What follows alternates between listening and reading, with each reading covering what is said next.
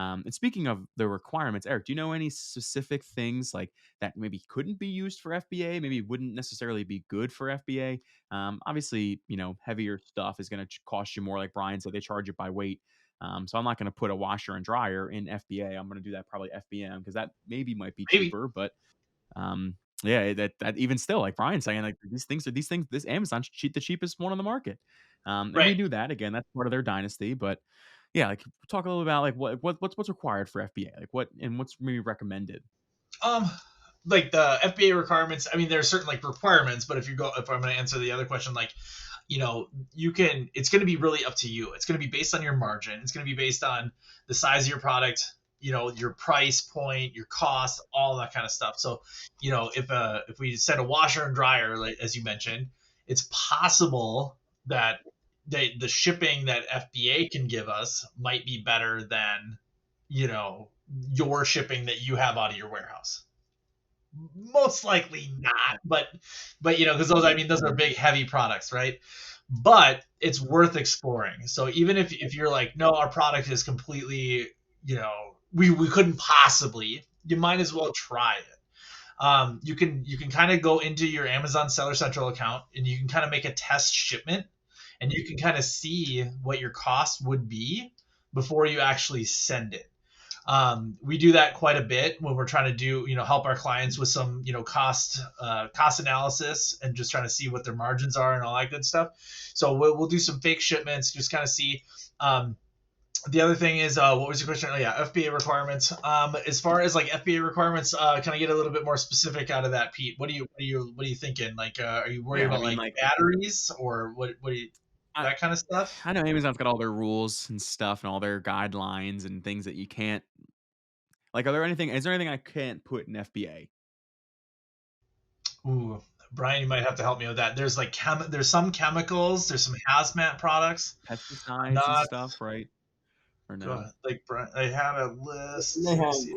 certain requirements as far as liquids and containers and how you can send those in. But yeah, I mean, chemicals, but it's all, you have to have hazmat requirements, making sure that the documentation that you provide is then within it. But then their hazmat storage that they'll allow is pretty low because they've got specific parts of the warehouse that are allowed to have hazmat type materials. So you have to have your material safety data sheet. You have to have all the correct information to verify what your item is. But as far as batteries and all of that, you can send things that are batteries, but it's all going to be in your storage category. In fact, some of our clients, their allowable space that they can send into Amazon is so low that we could never keep their item in stock. So it just didn't make sense for them to be FBA for that particular item. So they just move it to FBM and they handle all of that shipping on their own.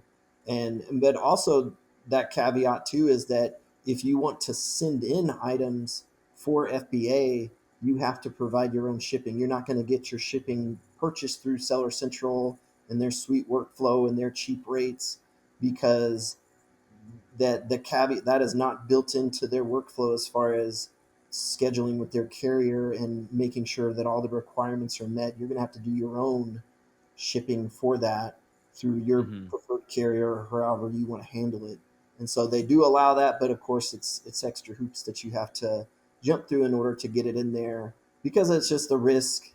Like anything, it's an extra risk on their end, so they want to make sure that they're not taking any unneeded risk in order to sell product. Yeah. Let No, me let absolutely. me let me jump in, Pete. Sorry, Yeah. real quick. I do have that list, so it's like explosive substances, flammable gases, non-flammable, non-toxic gases, toxic gas. Most of this stuff nobody's gonna be selling anyway, unless you're some sort of like I don't know. You can sell that stuff on Amazon? No, I I don't think so. I think Guess this they is just just have like it a for list insurance. of. Yeah. Yeah, yeah. Anyway, I won't go through that. What we'll do here is this: is if you have questionable products, and by questionable, I'm not saying like explosive substances or something. Like What I'm saying is flammable like gas. if you have like a supplement, right? or if you have, let's say, like you're gonna sell like those lightsaber replicas, or I don't know, some like if there's a battery in there, or if like a supplement, you want to make sure that you understand the compliance, because Amazon's Mhm. following laws based on states and countries and marketplaces and things like that.